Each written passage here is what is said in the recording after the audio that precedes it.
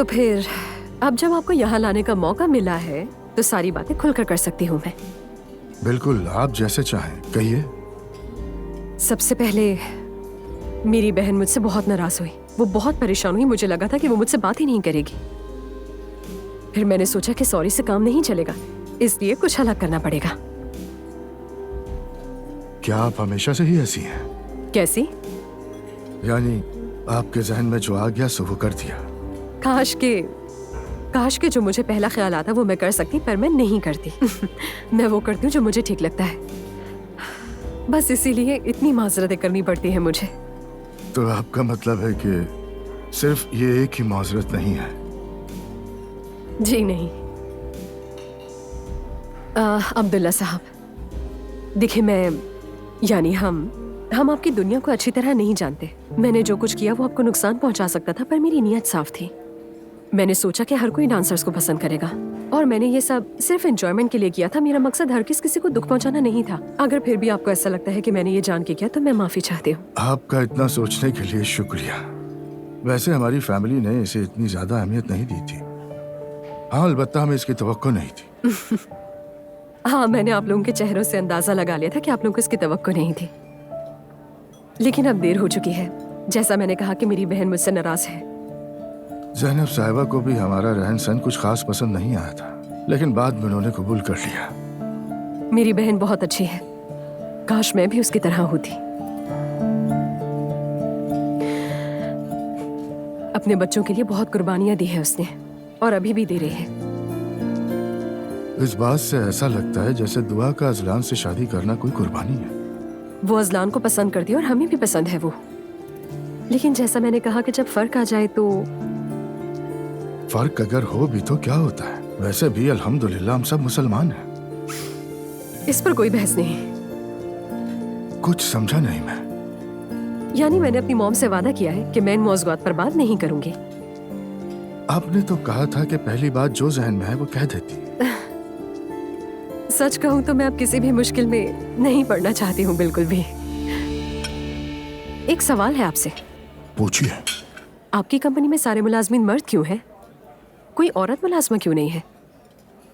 ये तो हमेशा से ही ऐसा है, यानी मेरे दादा और बाबा के जमाने से ही।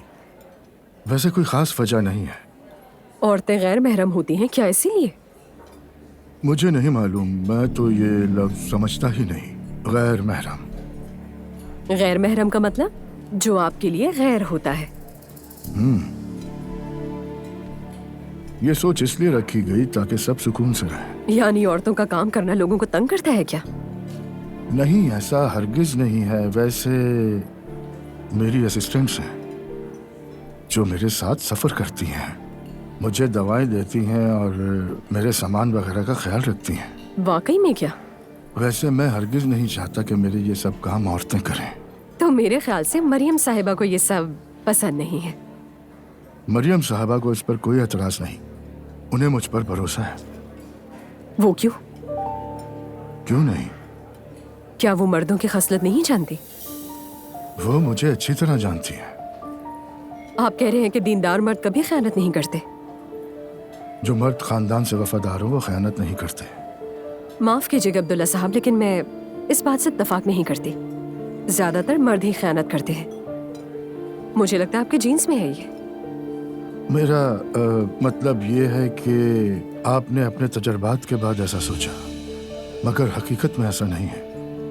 उम्मीद अच्छी रखनी चाहिए। ठीक है, आपकी बात मान लेती हूँ। आप मरियम साहिबा से कैसे मिले, मुझे बताइए ना।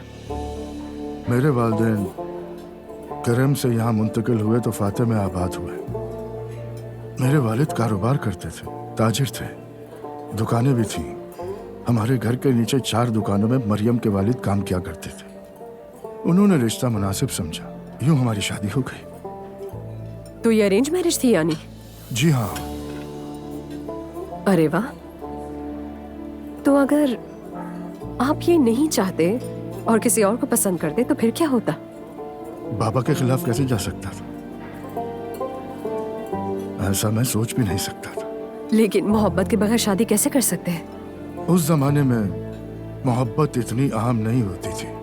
जो बात अहम थी वो थी खानदान का कयाम और उसे संभालना। उस वक्त हम आज के नौजवानों की तरह जल गया मर गया मुझे मोहब्बत हो गई नहीं करते थे। आपने तो कमाल की बात कह दी। फिर तो अजलान की दुआ से शादी पर कयामत आ गई होगी। बिल्कुल नहीं, मैं अपने वालिद की तरह नहीं हूँ। मुझे भरोसा है अजलान अपने लिए किसी गलत का इंतखाब नहीं करेगा। अच्छा जवाब है आपका, मैं मान गई। तो आप कह रहे हैं कि घरेलू तरीके से वक्त के साथ साथ मोहब्बत भी हो जाती है, ऐसा ही है? जी हाँ बिल्कुल। क्या मैं भी ऐसा कर लूं फिर? आपने मेरी दावत कबूल की, इसके लिए आपका शुक्रिया। आपका भी शुक्रिया। अब मुझे लगता है कि हमारे दरमियान कोई गलतफहमी बाकी नहीं रही है ना? जी बिल्कुल। जबरदस्त, शानदार। तो हम जब चाहें उठ सकते हैं। जैसे आप चाहें। एक्सक्यूज मी, बिल ले आइएगा। मैं आपको एक बात बताना चाहती हूँ। मुझे लगा था कि आपके साथ खाना खाते हुए मुझे बोरियत होगी। ऐसा क्यों सोचा? क्या मैं बोर इंसान लगता हूँ? नहीं नहीं, ऐसी बात नहीं है, बस थोड़ा ज्यादा सीरियस लगते हैं। यानी आपने सीरियस समझा मुझे? ऐसा नहीं है, आप बहुत मजाहिया है और मिजाह का सही शऊर तेज जहानत का तकाजा करता है और मुझे बहुत मजा आया। ये सुनकर बहुत अच्छा लगा, मुझे भी मजा आया। ये दावत मेरी तरफ से थी, इसलिए बिल मैं दूंगी। आपने दावत दी जो मैंने कबूल की, लेकिन बिल आपको हरगिज नहीं देने दूंगा। ये तो नामुमकिन है। बिल्कुल मुमकिन है। अच्छा ठीक है, शुक्रिया आपका। कोई बात नहीं। शुक्रिया अब्दुल्ला साहब।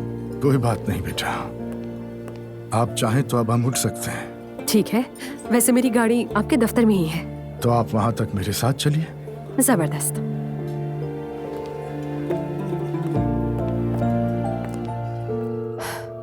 चलो मैं तुम्हें एक बात बताती हूँ। जिस नानी पर तुम जान छिड़कती हो, उसने हमें बहुत रुलाया है, खासकर मुझे। तुम्हारी माँ उसकी शहजादी थी और मैं गली का बच्चा। किसी के साथ कुछ हो जाता तो सबकी माँ कहती कि मेरा बच्चा हरगिज ऐसी हरकत नहीं कर सकता। और पता है मेरी माँ क्या कहती थी? ये तो एलिफ नहीं किया होगा। अब ऐसा भी नहीं होता होगा। कसम से मैं सच कह रही हूँ तुमसे। घर में कुछ भी होता या किसी भी चीज के टूटने की आवाज आती तो अम्मी बगैर देखे चिल्लाती थी, अरे एलिफ अब कौन सी चीज तोड़ दी तुमने लड़की। सोचो जरा, अपनी सारी जिंदगी मैंने खौफ में गुजार दी और एहसास कमतरी का शिकार हुई। तो आपको कभी दुख नहीं हुआ, कभी गुस्सा नहीं आया? शुरू में तो बहुत दुख हुआ, और क्यों ना होता। फिर मैंने सोचा कि क्या मैं अपनी माँ को बदल सकती हूँ? नहीं ना। तो फिर मैंने भी यही सोचा कि जैसा वो मुझे समझती है वैसे ही बन जाती हूँ मैं। लेकिन नानी तो बहुत अच्छी है हमारे साथ, हमें बहुत प्यार देती हैं, बहुत ख्याल रखती हैं हमारा। हाँ, पर हमें तो नहीं दिया ना। मेरा ख्याल है वो मानती नहीं है, पर अंदर ही अंदर वो अपने आप से बहुत शर्मिंदा है। लेकिन देखो, तुम्हारी माँ ने अकेले तुम 2 बच्चियों की परवरिश की है, ये बात कभी ना भूलना, हमेशा याद रखना। इंसान जब कुर्बानी देता है तो गलतियां भी हो ही जाती है। तुम्हारी माँ की जिंदगी आसान नहीं है। मेरी जिंदगी भी आसान नहीं है। मेरी जान, अब तुम बड़ी हो रही हो। बड़ों की इस दुनिया में खुशामदीद। वैसे बड़ों की दुनिया बहुत खराब है, लेकिन कभी कभी बहुत खूबसूरत भी लगती है ये। आंटी, आपका बहुत शुक्रिया, आप बहुत अच्छी हैं। अगर आप ना होती तो पता नहीं मैं इस घर में क्या करती।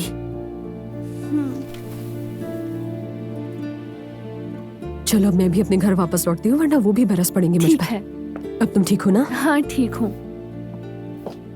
और हाँ, एक बात, तुम अपने हक के लिए लड़ी, शाबाश, मैं तुम्हारे साथ हूँ इसमें।